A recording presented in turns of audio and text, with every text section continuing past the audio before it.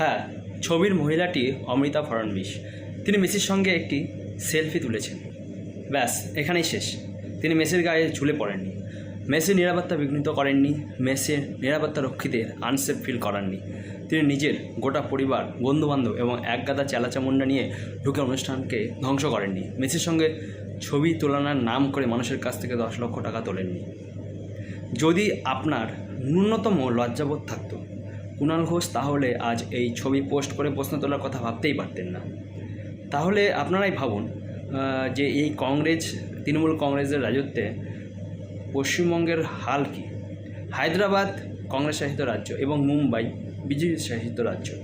কোথাও একজন দর্শকও বলেননি যে তারা মেসিকে দেখতে পাননি, কারণ সেখানে নেতারা মেসিকে ঘিরে রেখে সাধারণ মানুষকে বঞ্চিত করেননি।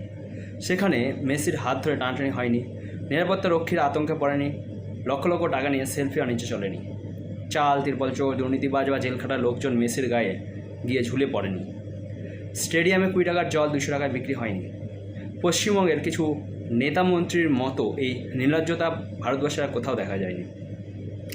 নির্লজ্জতার বিজ্ঞাপন আর না করে একটু ভদ্র হওয়ার চেষ্টা করুন কুণাল ঘোষ। কলকাতার অনুষ্ঠানটা কত সুন্দর হতে পারত।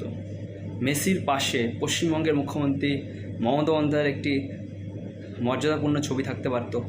ভারতবর্ষের অন্যতম সেরা ক্রিকেটার সৌরভ গাঙ্গুলি মেসিকে সম্বর্ধনা দিচ্ছেন, এই দৃশ্যের সাক্ষী হতে পারত পুরা বিশ্ব। কিন্তু আপনার দলের লোকজন মেসিকে নিজের মেসো মনে করেছিল। মানুষ টাকা দিয়েছিল মেসিকে আনার জন্য, আর আপনারা ভাবলেন পশ্চিমবঙ্গের মানুষ টাকার ওপর প্রথম অধিকার আপনাদেরই। মানুষ টাকা খরচ করে মেসিকে নিয়ে এলো, আর আপনারা সেটাকে বগলধাপা করে নিলেন। এরপরেও নির্লজ্জর মতো গল্প বলেন। আপনাদের লজ্জা হয় না? লজ্জা হবেও না মনে হয়। নাম কুণাল ঘোষ, কিন্তু সারাক্ষণ বাঁচালাগিরি। এটাই আজকের পশ্চিমবঙ্গের রাজনীতির সবচেয়ে বড় স্ট্র্যাটেজি।